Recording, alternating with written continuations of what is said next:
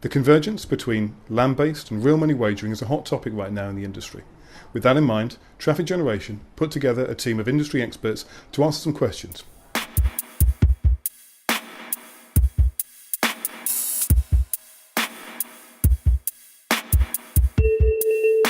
So it's amazing where we launched our casino, and first player adoption was really rapid with people that played slot games, and that was traditionally women 45 plus. Now being in social, it actually allowed us to get an audience that was wider than just women 45 plus. We were going towards a male audience as well as a younger audience, because traditionally Facebook is a younger platform for gaming at least.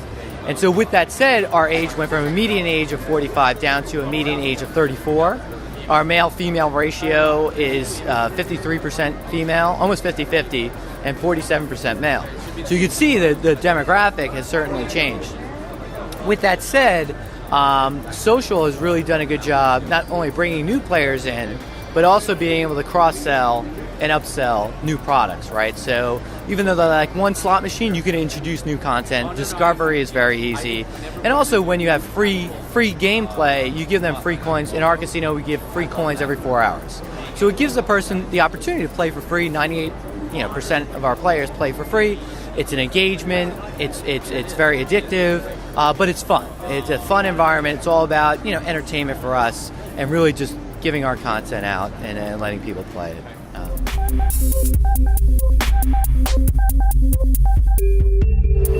So I think there's a lot that can be learned from it. I mean, the last few years, obviously, there's been this explosion of games like Farmville and so on and so forth, and more, I guess, of mobile games. I think there's a recent one called Heyday and so on. And bringing that kind of player experience together, I think, has opened up a whole new market that was never there before.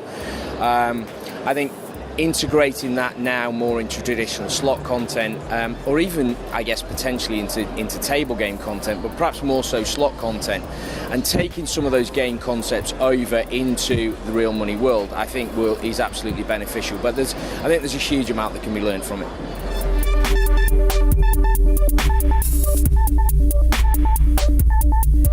I think absolutely, yeah. And I mean, for me, one of the key things about social is the increased business intelligence that it gives you. And if you can integrate that into your offering today, you can start to understand more about what your players' interests are, and also start to see who their friends are, and you can start to bring that in right now. You don't necessarily need to integrate it directly into games, but it can be integrated into your wallet system, into your account system, or whatever.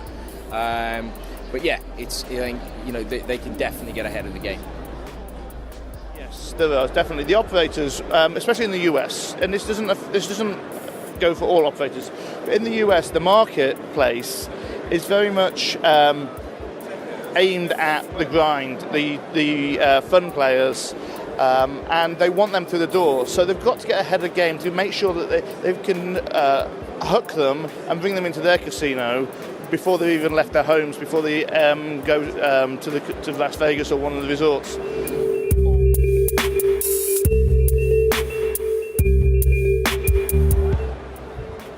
If the goal is to convert land-based casino players to the online, then the brand helps. And don't forget that in the United States, 25% of the population has visited a casino more than once per year. This is data from Harrah's. Whereas in Europe, only 4 or 5% of the population visits a casino. So I think in the United States, a large part of the population has seen the big brands. So if you know that whichever of the big suppliers, if you've seen their titles in the brick and mortar casino environment and then you see them online, yeah, then that might work. I think it takes away, especially if you have to pay for games, it creates more trust. If you say, oh, I know this game, I've seen it in the casino, so now I'm going to play it online. But I think that will work more in the United States, where a much bigger part of the population is used to playing games in a land-based environment.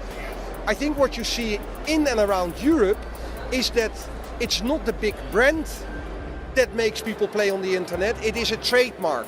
Hollywood games, themes that they know from television.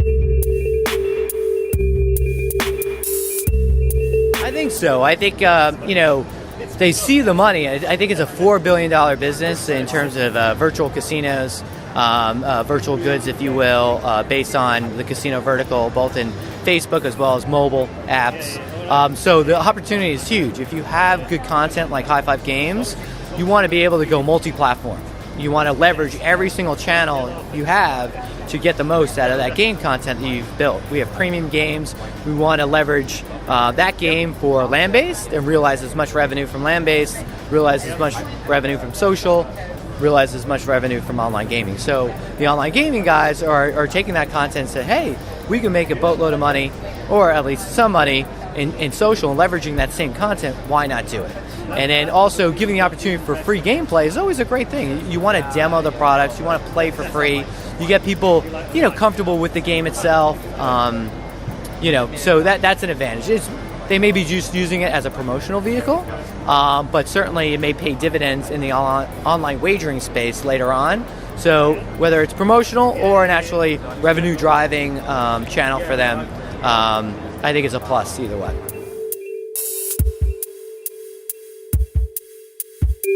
Absolutely, and I think that's one of the great things, in my opinion, of the opening up of the US market, is that ability to cross-sell.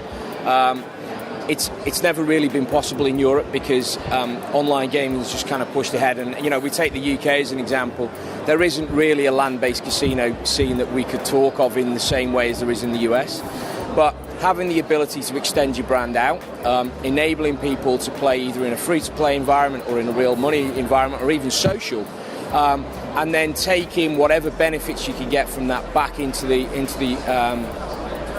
casino, into the land-based casino, incredibly powerful. And we've already seen that with some of the stuff that I've been working on recently, where the importance of having an online offering and what it does in terms of overall player profitability.